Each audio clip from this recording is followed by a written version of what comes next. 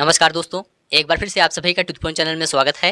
दोस्तों, आज के इस क्लास में यूपी ट्रिपल एससी पेट एग्जाम 2025 के लिए रीजनिंग विषय से संबंधित टॉप 30 मोस्ट इंपोर्टेंट प्रश्नों को देखेंगे। देखिए दोस्तों, आपके एग्जाम में रीजनिंग से 5 प्रश्न पूछा जाता है 5 नंबर का, तो आप सभी लोग इस क्लास को पूरा ध्यान से देखिए। इस क्लास में दोस्तों रीजनिंग विषय के अंतर्गत जितने भी टॉपिक दिए गए हैं, हर टॉपिक से संबंधित महत्वपूर्ण प्रश्नों को लिया गया है। रीजनिंग विषय के अंतर्गत वृहत एवं लघु, क्रम एवं रैंकिंग, संबंध, समूह से भिन्न को अलग करना, कैलेंडर एवं घड़ी, कारण और प्रभाव, कोडिंग डिकोडिंग, निगमनात्मक तर्क, कथन विश्लेषण एवं निर्णय, ये पूरा टॉपिक दोस्तों रीजनिंग विषय के अंतर्गत दिया गया है आपके सिलेबस में। तो इन सभी टॉपिक से संबंधित मोस्ट इंपोर्टेंट प्रश्नों को देखेंगे। यदि आप लोग लास्ट तक इस क्लास को देख लेते हैं तो निश्चित रूप से यूपी ट्रिपल एससी पेट एग्जाम में रीजनिंग विषय से संबंधित कोई भी प्रश्न आपका गलत नहीं होगा। तो चलिए शुरू करते हैं। पहला प्रश्न है, निम्नलिखित में से कौन सा शब्द दूसरे स्थान पर आएगा यदि सभी शब्दों को वर्णानुक्रम में व्यवस्थित किया जाए।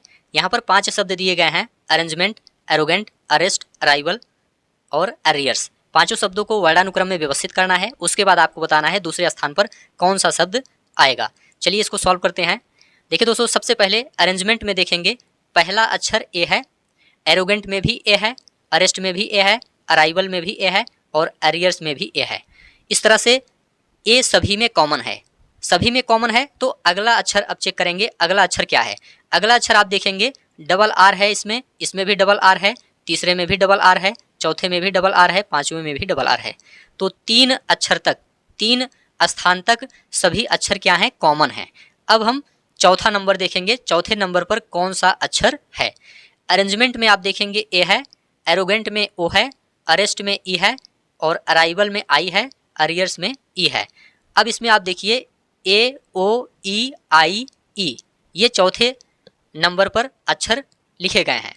तो देखिए दोस्तों, सबसे पहले ए आता है, ठीक है, ए आता है और ओ, ई, आई, ई ये सभी लास्ट में आते हैं। तो पहले नंबर पर आपका अरेंजमेंट हो जाएगा, ठीक है। अब इसी तरह से अगला शब्द देखेंगे, दूसरे नंबर पर कौन सा शब्द आएगा। एरोगेंट में, अरेस्ट में और अराइवल में और अरियर्स में आप देखिए चौथा नंबर क्या है। एरोगेंट में ओ है, अरेस्ट में ई है, अराइवल में आई है, अरियर्स में ई है।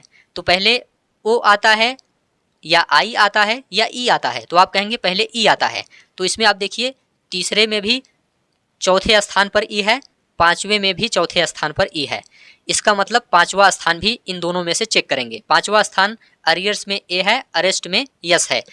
तो यस से पहले ए आता है, ए पहले आता है, यस बाद में आता है। तो इसका मतलब दूसरे नंबर पर आपका अरियर्स हो जाएगा और तीसरे नंबर पर अरेस्ट हो जाएगा।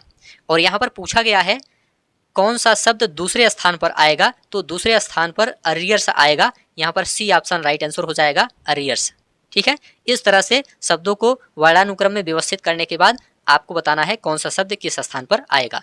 चलिए दूसरा प्रश्न है, निम्नलिखित शब्दों को अर्थपूर्ण क्रम में व्यवस्थित कीजिए। संक्रमण, परामर्श, डॉक्टर, उपचार, स्वास्थ्य लाभ। इसको क्रम से बताना है, अर्थपूर्ण क्रम से आपको व्यवस्थित करना है और बताना है ए बी सी डी में कौन सा ऑप्शन आपका सही होगा। तो सबसे पहले क्या लिखा जाएगा इसमें। देखिए दोस्तों, सबसे पहले क्या होगा, सबसे पहले संक्रमण होगा। संक्रमण होगा, यदि संक्रमण होगा तो आप डॉक्टर के पास जाएंगे, तो दूसरे स्थान पर आपका डॉक्टर हो जाएगा, ठीक है। डॉक्टर के पास जाकर के आप परामर्श लेंगे, परामर्श करेंगे, तो तीसरे नंबर पर परामर्श हो जाएगा। और परामर्श के बाद डॉक्टर क्या करेगा, उपचार करेगा, तो चौथे नंबर पर आपका उपचार हो जाएगा। और उपचार के बाद आपको स्वास्थ्य लाभ होगा, तो 5वें नंबर पर स्वास्थ्य लाभ या रिकवरी हो जाएगा। तो इस तरह से 1 3 2 4 5, 1 3 2 4 5, यहाँ पर ए ऑप्शन आपका राइट आंसर हो जाएगा। चलिए आगे बढ़ते हैं। A B C D E F और जी 7 मित्र एक पंक्ति में उत्तर की ओर उन्मुख होकर बैठे हैं। यहाँ पर सबसे पहले एक लाइन बना देंगे और इसमें 7 एरो बना देंगे, 1 2 3 4 5 6 और ये 7, ठीक है।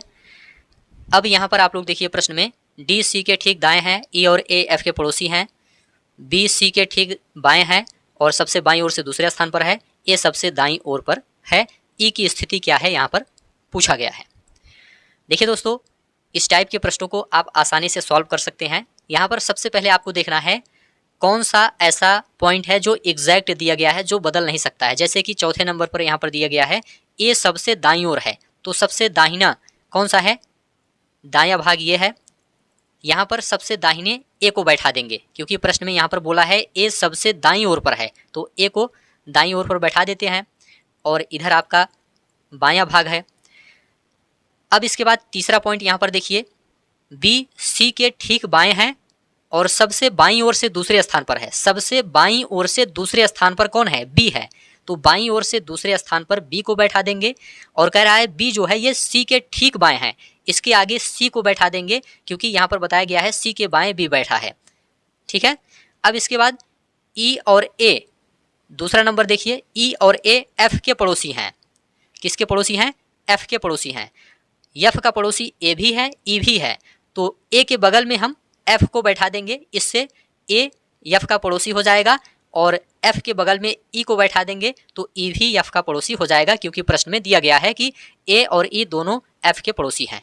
और यहाँ पर लिख दिया गया डी सी के ठीक दाएं हैं। पहले में देखिए डी सी के ठीक दाएं हैं, तो सी के ठीक दाएं डी को बैठा देंगे। अब इसके बाद जी बच रहा है, जी को बाएं स्थान पर बैठा देंगे।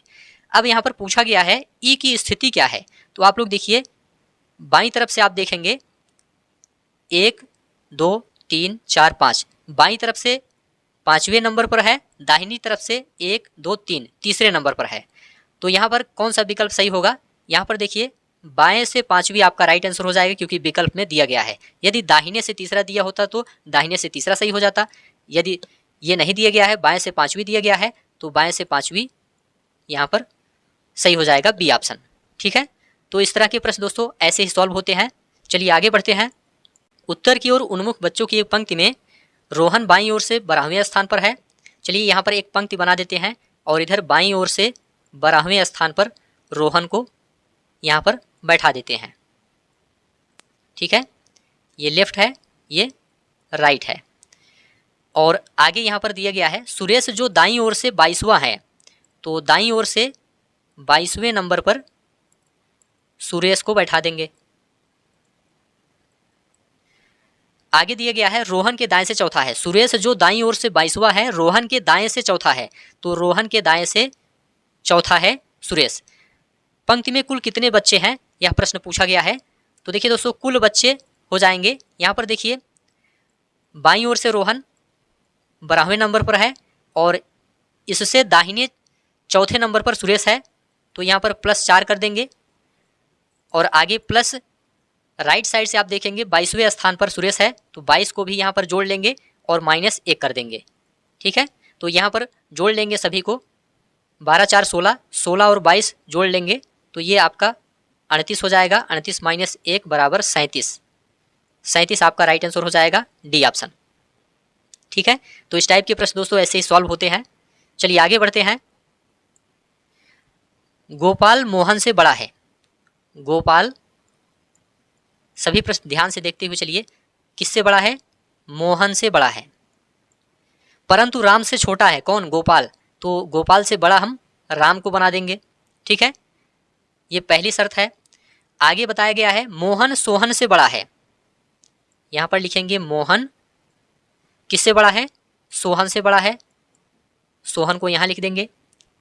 परंतु राम से छोटा है, कौन, मोहन, तो मोहन से बड़ा राम को यहां पर लिख देंगे। अब देखिए सबसे बड़ा कौन है, तो यहाँ पर देखिए राम गोपाल से भी बड़ा है, मोहन से भी बड़ा है और यहाँ सोहन से भी बड़ा है, तो इस तरह से राम सबसे बड़ा है। यहाँ पर सी ऑप्शन आपका राइट आंसर हो जाएगा, राम सबसे बड़ा है। ठीक है, चलिए आगे बढ़ते हैं। नीचे दिए गए विकल्पों में से वह चुने जो अनुक्रम को सर्वोत्तम रूप से पूरा करता हो।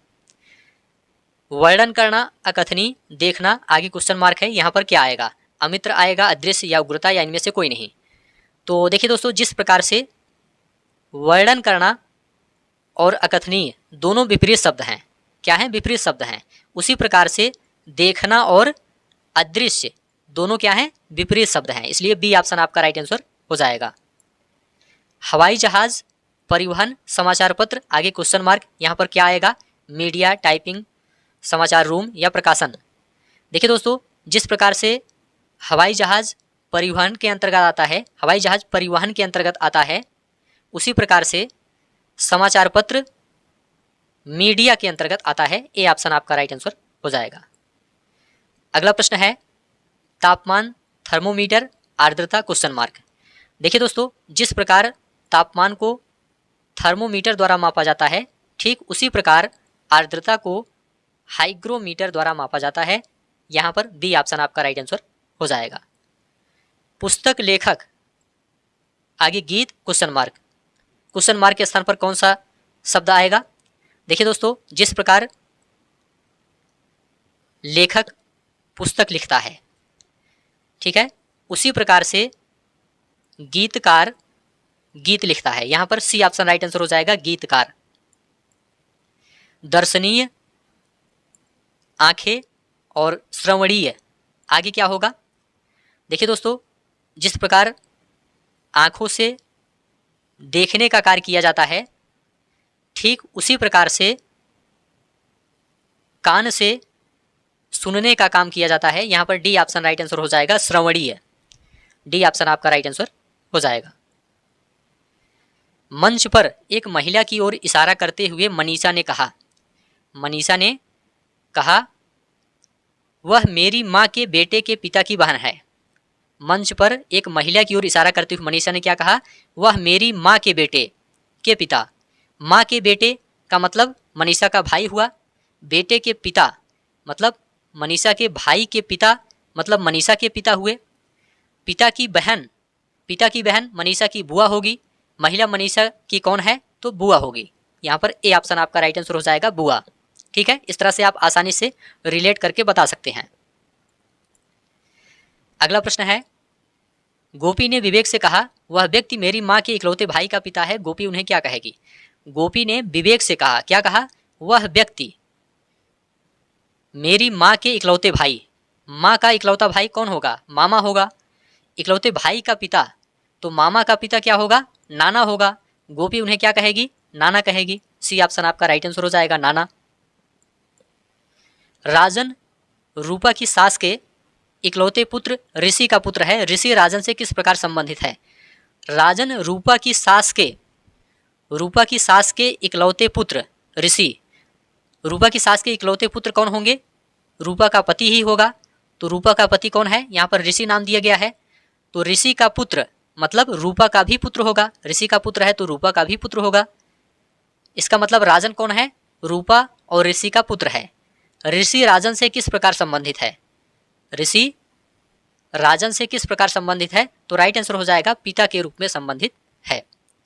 राजन का पिता है कौन? ऋषि।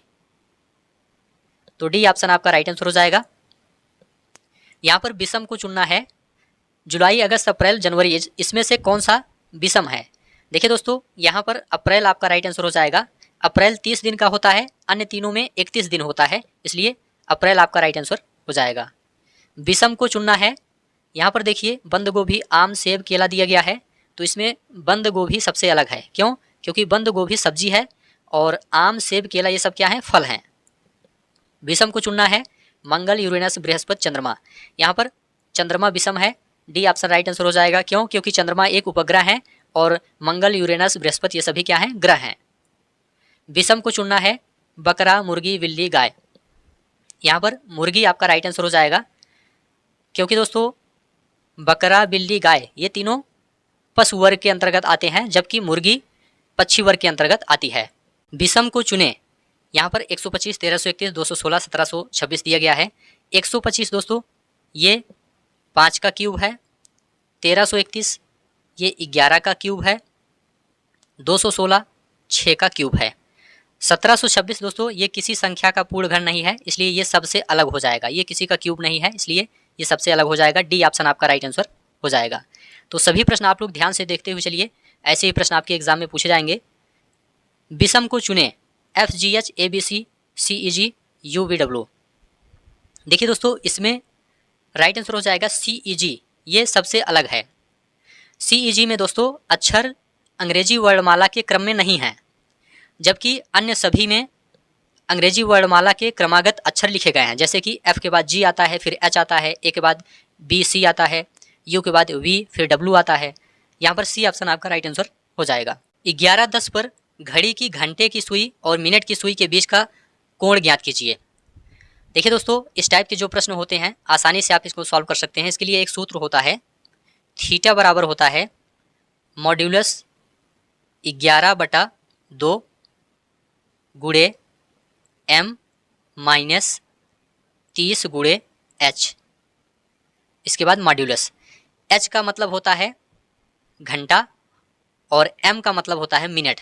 ठीक है, तो यहाँ पर थीटा बराबर हो जाएगा मॉड्यूलस 11/2 गुणे मिनट के स्थान पर यहाँ पर 10 दिया गया है, 10 मिनट तो 10 लिखेंगे, माइनस 30 गुणे h के स्थान पर यहाँ पर 11 दिया गया है, 11 लिख देंगे।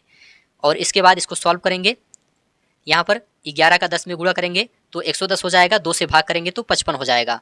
ठीक है, 55 माइनस 11 तियाई 33, 330 ये हो जाएगा।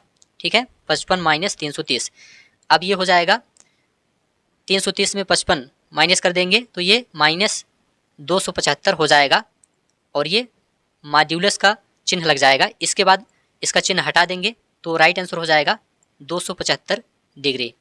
तो यहाँ पर डी ऑप्शन आपका राइट आंसर हो जाएगा। ये मॉड्यूलस जो है इसे दोस्तों परम मान भी कहा जाता है। इसका काम यह होता है कि किसी भी संख्या को हमेशा ये धनात्मक में बदल देता है। ठीक है, किसी भी संख्या को हमेशा धनात्मक मतलब पॉजिटिव में ये बदल देता है। जैसे कि यहाँ माइनस 275 था तो ये प्लस 275 हो गया। तो यहाँ पर डी ऑप्शन आपका राइट आंसर हो जाएगा। सूत्र याद रखिएगा 11/2 गुणे m माइनस 30 गुणे h। ठीक है, चलिए एक प्रश्न और देखते हैं। 5:20 पर घड़ी की घंटे की सुई और मिनट की सुई के बीच का कोण ज्ञात कीजिए। चलिए इसको सॉल्व करते हैं। सूत्र क्या था, थीटा बराबर मॉड्यूलस 11/2 गुणे m मतलब मिनट माइनस 30 गुणे h मतलब घंटा।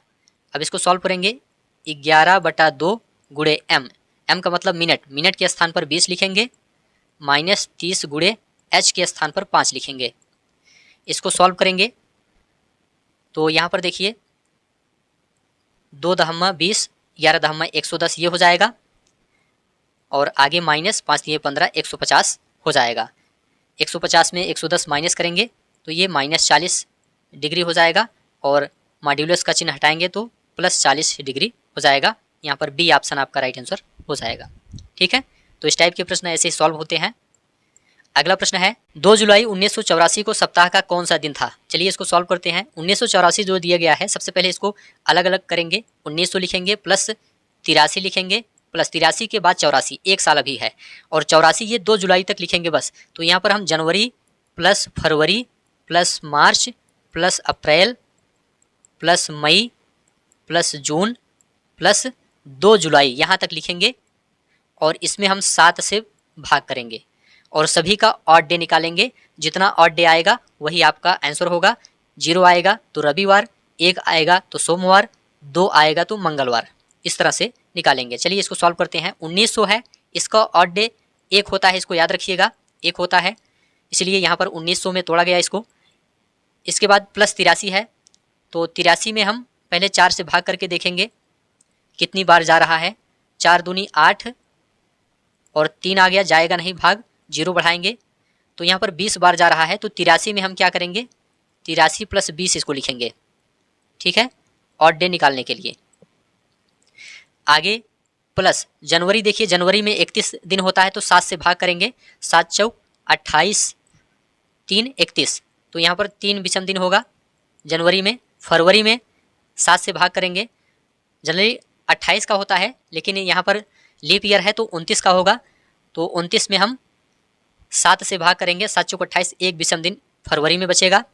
ठीक है, अब इसके बाद इसी तरह से मार्च में 31 का महीना होता है तो 3 विषम दिन होगा, प्लस अप्रैल 30 का होता है तो 2 विषम दिन होगा, 7 चौक 28, 2 30, 2 बच रहा है, प्लस मई का देखेंगे, मई 31 का होता है तो इसमें 3 विषम दिन होगा, प्लस जून 30 का होता है तो इसमें 2 विषम दिन, और यहाँ पर आगे 2 जुलाई दिया गया है, प्लस 2 लिख देंगे और इसमें हम 7 से भाग कर देंगे। सबको जोड़िए और 7 से भाग कीजिए। चलिए सबको जोड़ते हैं। सबसे पहले 83 है, 83 लिख लेते हैं। इसके बाद 1 और 20, फिर 3, 1, 3, 2, 3, 2, 2, इन सबको जोड़ते हैं। इन सबको जोड़ेंगे तो ये आपका हो जाएगा 37 बटा 7। 83 और 37 जोड़ देंगे तो ये आपका कितना हो जाएगा, 7 3 10 की 0 हासिल 1, 8 3 11 1 12, 120 बटा 7। 7 से इसमें भाग करेंगे, कितना शेष बचेगा, 7 1 कम 7, 5 12 50, 7 7 49। एक शेष इसमें बच रहा है। एक शेष का मतलब सोमवार, एक आएगा तो सोमवार होगा। यहाँ पर सोमवार आपका सी ऑप्शन राइट आंसर हो जाएगा। ठीक है, चलिए इसी टाइप से एक और प्रश्न देख लेते हैं। 21 सितंबर 1987 को सप्ताह का कौन सा दिन था। चलिए इसमें भी सबसे पहले 1900 को अलग कर लेते हैं, इसके बाद प्लस 86 लिखेंगे, 86 के बाद 87 आता है, एक साल। तो 21 सितंबर तक यहाँ पर देखना है, 86 के बाद प्लस लिखेंगे, जनवरी से सितंबर तक लिख लेंगे, एक साल हो जाएगा, मतलब 21 सितंबर तक लिखेंगे 1987। तो यहाँ पर जनवरी हो गया, फरवरी, फिर मार्च, और इसके बाद अप्रैल के बाद मई प्लस जून प्लस जुलाई प्लस अगस्त, अगस्त के बाद 21 सितंबर, और इसमें हम किससे भाग करेंगे, 7 से भाग करेंगे। चलिए 1900 का, 1900 में एक ऑड डे होता है, प्लस 86 है, 86 लिखेंगे, इसमें हम 4 से भाग करके जो भागफल आएगा उसको जोड़ देंगे। 4 से भाग करेंगे तो कितना हो जाएगा, 4 दूनी 8 और 4 एकम 4, तो मतलब 21 आ रहा है, 21 इसमें हम जोड़ देंगे। और इसके बाद यहाँ पर देखिए जनवरी है, जनवरी में 31 दिन होता है, 7 से भाग करेंगे, 7 चौक 28, 3 31, 3 विषम दिन बचेगा। प्लस फरवरी में देखेंगे, फरवरी 28 का होता है, साधारण वर्ष है, तो 7 चौक 28, इसमें 0 विषम दिन होगा।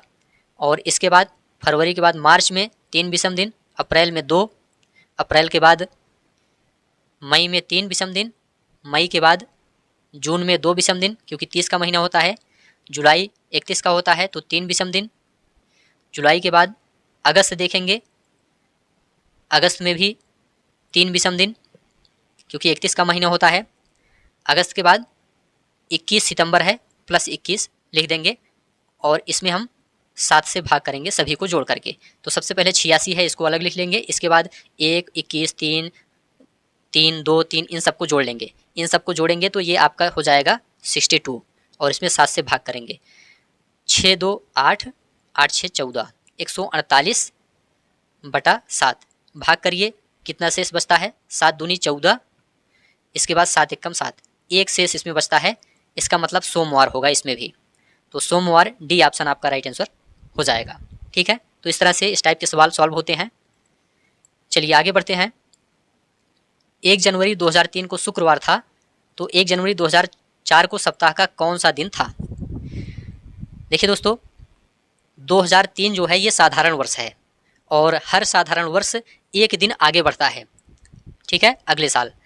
तो यहाँ पर क्या हो जाएगा, जब 1 जनवरी 2003 को शुक्रवार था तो 1 जनवरी 2004 को क्या हो जाएगा, शुक्रवार में प्लस 1 कर देंगे तो कितना हो जाएगा, शनिवार हो जाएगा, शनिवार। यहाँ पर ए ऑप्शन आपका राइट आंसर हो जाएगा, शनिवार। एक प्रश्न और देखते हैं। 12 मार्च 2008 को रविवार था, तो 13 मार्च 2009 को सप्ताह का कौन सा दिन है। यहाँ पर आप लोग ध्यान से देखिए, 12 मार्च 2008 को रविवार है। देखिए दोस्तों, 2008 जो है ये लीप ईयर है, क्योंकि ये 4 से कट जाएगा 2008, तो ये क्या हो जाएगा, ये लीप ईयर है 2008। लीप ईयर में दोस्तों 2 दिन आगे बढ़ता है, ध्यान रखिएगा। जैसे कि 12 मार्च 2008 को रविवार है, तो 12 मार्च 2009 को 2 दिन जुड़ जाएगा। लेकिन यहाँ पर एक चीज़ आपको ध्यान रखना है, यहाँ पर 13 मार्च लिखा गया है। 1 मार्च के बाद वाली तारीख अगले साल सिर्फ 1 दिन बढ़ता है। लीप ईयर हो तो भी एक ही दिन बढ़ेगा। यदि 1 मार्च के बाद वाली तारीख है तो 1 मार्च के पहले वाली तारीख है तब 2 दिन बढ़ेगा लीप ईयर में। इसको आप लोग ध्यान रखिएगा। लीप ईयर में यदि 1 मार्च के पहले वाली तारीख पूछा गया है तो कितना दिन बढ़ेगा, 2 दिन बढ़ेगा। और यदि 1 मार्च के बाद वाली तारीख पूछा गया है, जैसे कि यहाँ पर 13 मार्च पूछा गया है, तो लीप ईयर में भी केवल एक ही दिन बढ़ेगा। तो 12 मार्च 2008 को रविवार है, तो 12 मार्च 2009 को कौन सा दिन होगा, एक ही दिन बढ़ेगा, रविवार है तो सोमवार हो जाएगा, ठीक है। लेकिन यहाँ पर 13 मार्च पूछा गया है, तो 13 मार्च को कौन सा दिन हो जाएगा, सोमवार था 12 मार्च को, 13 मार्च को मंगलवार हो जाएगा। ठीक है, 13 मार्च 2009 को मंगलवार हो जाएगा। तो ए ऑप्शन आपका राइट आंसर हो जाएगा, मंगलवार। ठीक है, तो इस टाइप के प्रश्न ऐसे ही सॉल्व होते हैं। यहाँ पर कथन दिया गया है, चलिए इसको पढ़ते हैं। सरकार ने भारत के सभी मेडिकल कॉलेजों में प्रवेश के लिए एक ही प्रवेश परीक्षा आयोजित करने का निर्णय लिया है। राज्य सरकार ने अन्य राज्यों के छात्रों को राज्य के मेडिकल कॉलेजों की सीटों के लिए आवेदन करने से रोक दिया है। इसमें कौन सा ऑप्शन सही रहेगा? दोनों कथन 1 और 2 किसी सामान्य कारण के प्रभाव हैं, या कथन 1 कारण है, कथन 2 इसका प्रभाव है, या दोनों कथन 1 और 2 स्वतंत्र कारण है, या कथन 2 कारण है और कथन 1 इसका प्रभाव है। कौन सा ऑप्शन सही होगा आप लोग बताइए। देखिए दोस्तों, यहाँ पर आपका राइट आंसर हो जाएगा दोनों कथन, कथन 1 और 2 किसी सामान्य कारण के प्रभाव हो सकते हैं। सरकार ने भारत के सभी मेडिकल कॉलेजों में प्रवेश के लिए एक ही प्रवेश परीक्षा आयोजित करने का निर्णय लिया है, तो कोई सामान्य कारण का प्रभाव है ये। राज्य सरकार ने अन्य राज्यों के छात्रों को राज्य के मेडिकल कॉलेजों की सीटों के लिए आवेदन करने से रोक दिया है, ये भी किसी सामान्य कारण का ही प्रभाव हो सकता है। तो यहाँ पर ए ऑप्शन आपका राइट आंसर हो जाएगा। कथन यहाँ पर दिया गया है, बेहतर रेलवे नेटवर्क जैसे नई रेलवे लाइनें बनाने के लिए बजटीय आवंटन में वृद्धि हुई है। हवाई यात्रा चुनने वाले यात्रियों की संख्या में काफ़ी गिरावट आई है। इसमें आपको बताना है यदि कथन बी कारण है और कथन ए इसका प्रभाव है, तो इसमें क्या सही है। यदि कथन ए कारण है, कथन बी इसका प्रभाव है, दोनों कथन ए और बी स्वतंत्र कारण हैं, दोनों कथन ए और बी सामान्य कारण के प्रभाव हैं, कौन सा विकल्प इसमें सही होगा? तो देखिए दोस्तों, यहाँ पर दोनों कथन ए और बी क्या हैं? स्वतंत्र कारण हैं। बेहतर रेलवे नेटवर्क जैसे नई रेलवे लाइनें बनाने के लिए बजटीय आवंटन में वृद्धि हुई है, ये स्वतंत्र कारण हो सकता है। हवाई यात्रा चुनने वाले यात्रियों की संख्या में काफ़ी गिरावट आई है, ये भी स्वतंत्र कारण हो सकता है। तो सी ऑप्शन आपका राइट आंसर हो जाएगा। एक निश्चित भाषा में ट्रू को 1759 और किक को 4384, चेन को 82,630 के रूप में कोडित किया जाता है, तो उसी कोड में किचन के लिए पहला अंक क्या होगा? तो किचन के लिए पहला अंक मतलब के बारे में पूछा गया है। तो यहाँ पर हम देखेंगे जो दिया गया है, ट्रू में के है नहीं, किक में के है।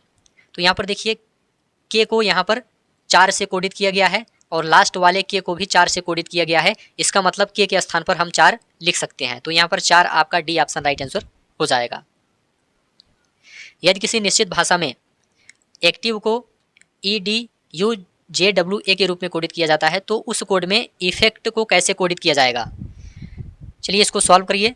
यहाँ पर देखिए एक्टिव लिखा गया है और यहाँ पर EDUJWA। यहाँ पर देखिए दोस्तों, पहले अक्षर को लास्ट में कर दिया गया है और लास्ट में जो ई है इसको पहले कर दिया गया है। तो आप भी ऐसे करेंगे, ई को लास्ट में कर देंगे, टी को पहले कर लेंगे, टी को पहले लिख देंगे और ई को लास्ट में लिख देंगे। आगे यहाँ पर देखिए सी है, यहाँ पर डी है, यहाँ पर टी है, यहाँ पर यू है, मतलब +1 की वृद्धि हो रही है बीच वाले जो अक्षर हैं उसमें। तो इसमें भी +1 की वृद्धि कर देंगे। एफ है तो क्या हो जाएगा? जी हो जाएगा। एफ है तो जी हो जाएगा। इसके बाद ई है तो एफ हो जाएगा। सी है तो डी हो जाएगा। ठीक है, तो इस तरह से TGG और FDE, TGG FDE आपका राइट आंसर हो जाएगा, सी ऑप्शन। नेक्स्ट है, एक निश्चित कोड भाषा में यदि प्लेन को RJCLG के रूप में कोडित किया जाता है, तो ट्रेन को कैसे कोड किया जाएगा? चलिए इसको सॉल्व करते हैं। यहाँ पर P है, यहाँ पर R है, P के बाद Q तब R आता है, मतलब +2 की वृद्धि हो रही है। सबसे पहले +2 की वृद्धि हुई है। इसके बाद L है, यहाँ पर J है, तो JKL मतलब L में यहाँ पर -2 हुआ है, उसके बाद J लिखा गया है। इसके बाद तीसरा अक्षर देखिए A के बाद यहाँ पर C है, मतलब +2 की वृद्धि हुई है, और N के बाद यहाँ पर L लिखा गया है, -2 की कमी हुई है, और यहाँ पर E है, यहाँ पर G है, +2 की वृद्धि हुई है। तो ऐसे इसमें भी +2 -2 कर देंगे। T है, इसमें +2 कर देंगे तो क्या हो जाएगा? V हो जाएगा। R है, इसमें -2 कर देंगे तो P हो जाएगा। A है, इसमें +2 कर देंगे तो क्या हो जाएगा? C हो जाएगा। I है, इसमें -2 कर देंगे, G हो जाएगा। N है, इसमें +2 कर देंगे तो P हो जाएगा। VPCGP, यहाँ पर B ऑप्शन आपका राइट आंसर हो जाएगा। कथन यहाँ पर दिया गया है, सभी बोतलें बक्से हैं। तो यहाँ पर एक बोतल बना देते हैं। ठीक है, सभी बोतलें क्या हैं?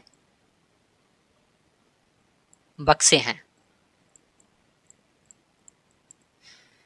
इसके बाद सभी बक्से थैले हैं। सभी बक्से क्या हैं?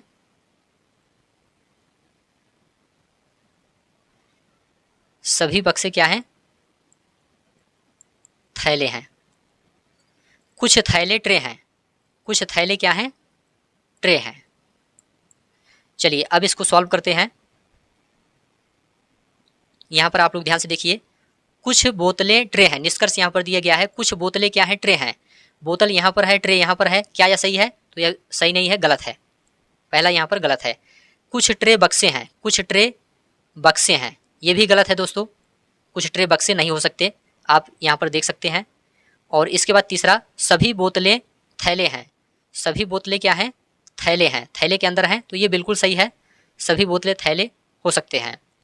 ठीक है। इसके बाद कुछ ट्रे थैले हैं। कुछ ट्रे थैले हैं, ये भी आपका सही है। तो यहाँ पर 3 और 4, केवल 3 और 4 अनुसरण करते हैं। सी ऑप्शन आपका राइट आंसर हो जाएगा। चलिए आगे बढ़ते हैं। कथन यहाँ पर दिया गया है, कोई संतरे केले नहीं हैं। चलिए यहाँ पर संतरा लिख देते हैं। कोई संतरे क्या है? केले नहीं है। केला यहाँ पर लिख देते हैं, ये केला है। कुछ केले सेब हैं, तो यहाँ पर कुछ केले क्या हैं? सेब हैं। यहाँ पर सेब लिख देते हैं। इसके बाद सभी सेब क्या है? फल हैं। सभी सेब फल हैं, यहाँ पर फल लिख देते हैं। अब निष्कर्ष देखेंगे, कुछ संतरे फल हैं। कुछ संतरे, संतरा यहाँ पर है, फल यहाँ पर है, ये तो बिल्कुल गलत है, काफी दूर है। सभी फल संतरे हैं। सभी फल संतरे हैं, ये भी गलत है, काफी दूर है। कुछ केले फल हैं। कुछ केले क्या है? फल हैं, ये सही है दोस्तों। कुछ केले फल हो सकते हैं। कुछ सेब फल नहीं है। कुछ सेब फल नहीं है, ये गलत है दोस्तों। कुछ सेब फल हो सकते हैं। यहाँ पर केवल 3 अनुसरण करता है। सी ऑप्शन आपका राइट आंसर हो जाएगा। तो ठीक है दोस्तों, आज की इस क्लास को यहीं पर समाप्त करते हैं। ये सभी प्रश्न काफ़ी ज़्यादा इंपॉर्टेंट हैं। ऐसे ही प्रश्न UP triple S C PET exam में पूछे जाएंगे रीजनिंग विषय के अंतर्गत। उम्मीद है यह क्लास आपको अच्छा लगा है तो चैनल को सब्सक्राइब कीजिए, दोस्तों शेयर कीजिए और कमेंट में लिखकर जरूर बताइए।